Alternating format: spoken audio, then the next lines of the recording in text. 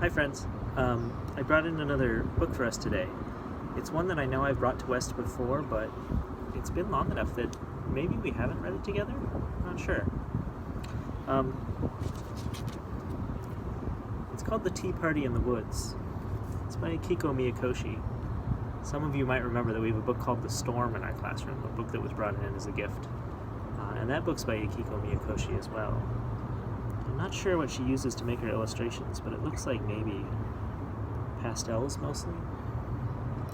I don't know about your neighborhood, but here it's a sunny spring day.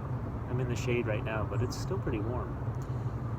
In this book, though, it's still winter.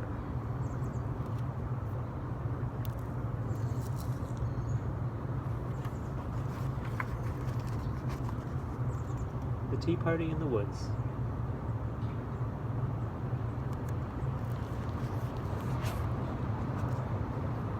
That morning, Kiko had awoken to a winter wonderland. It had snowed all night. Now her father was off to Grandma's house to help clear the walk. "Is this the pie for Grandma?" Kiko asked her mother, spotting the box near the door. "Oh dear," her mother said. "Your father forgot it."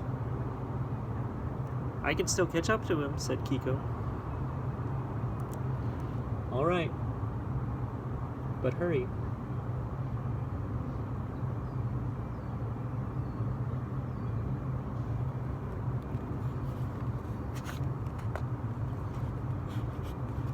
Grandma's house was on the other side of the woods. Kiko set out, following her father's tracks in the fresh snow. The woods were very still and so quiet. Kiko's footsteps were the only sound.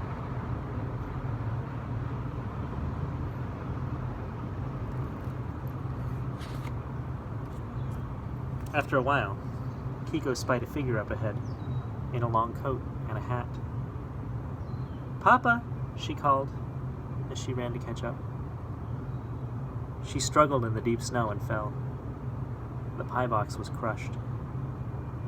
Kiko felt like crying, but her father was almost out of sight, so she picked up the box and hurried after him.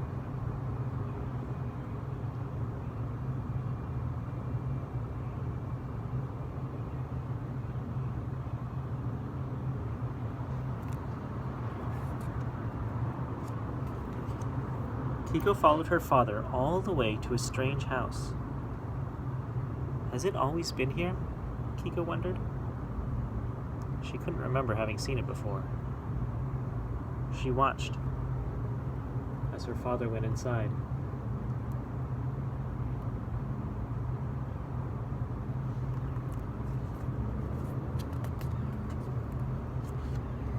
Curious, Kiko peered through the window. She watched as he took off his long coat and hat. But he wasn't her father at all. Kiko had been following a great, big bear.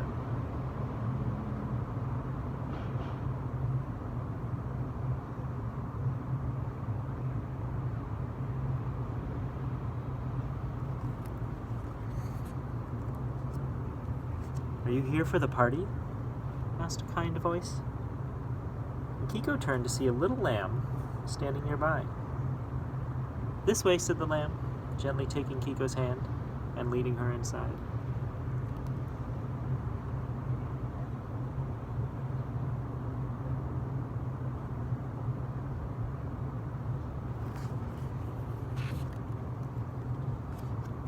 Kiko couldn't believe her eyes. And what did the other animals say when they saw her?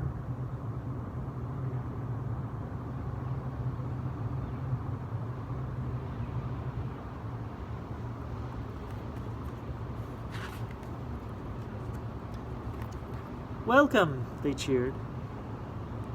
A small rabbit led Kiko to her seat. "You must be cold," said a boar. "Please come in and warm yourself." "We're about to serve the tea," said the rabbit. "You're just in time."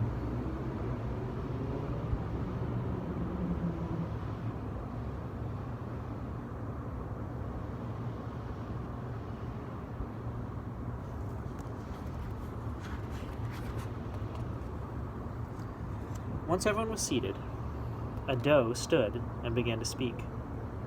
"Thank you all for coming on this cold winter day. We have a special guest with us. What is your name, my dear?" Kiko's heart raced.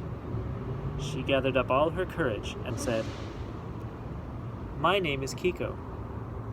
I was bringing a pie to Grandma."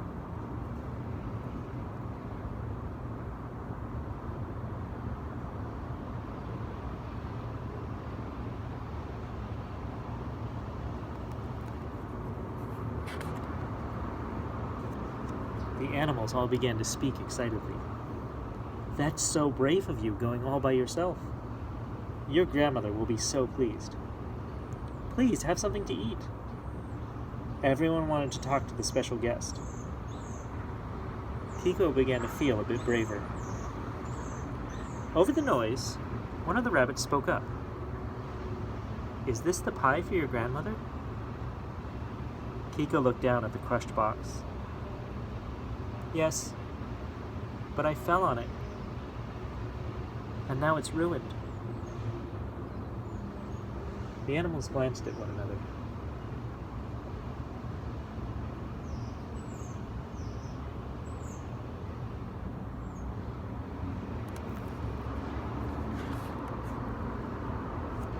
"If it's pie you need, we have plenty to share."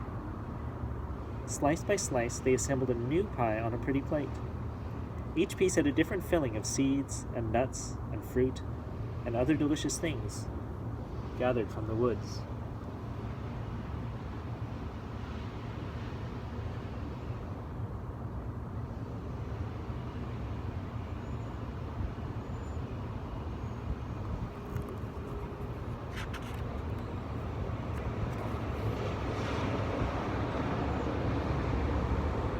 The doe carefully placed the plate into a new box and tied it with a red ribbon.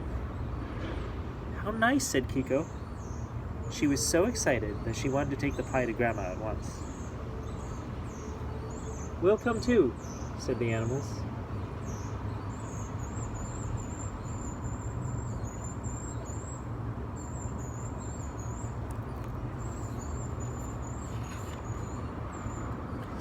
The woods were filled with joyful sounds as everyone paraded to Grandma's house, singing and laughing and playing music as they went. "This way," the animals called. Kiko held the pie box tightly and walked on.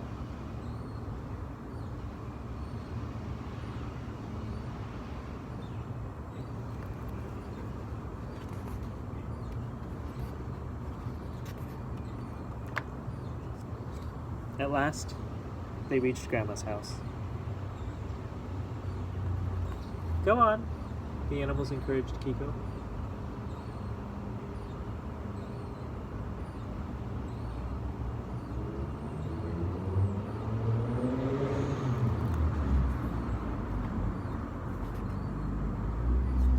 Kiko knocked on the door and called, "Grandma, I brought you a pie." Grandma and Kiko's father appeared at the door, surprised. Kiko handed them the box. "My dear, did you come all this way on your own?" asked Grandma, stepping inside. Kiko looked around, but the animals were nowhere to be seen. "You're never alone in the woods," Kiko answered, smiling. She was sure that her new friends were listening.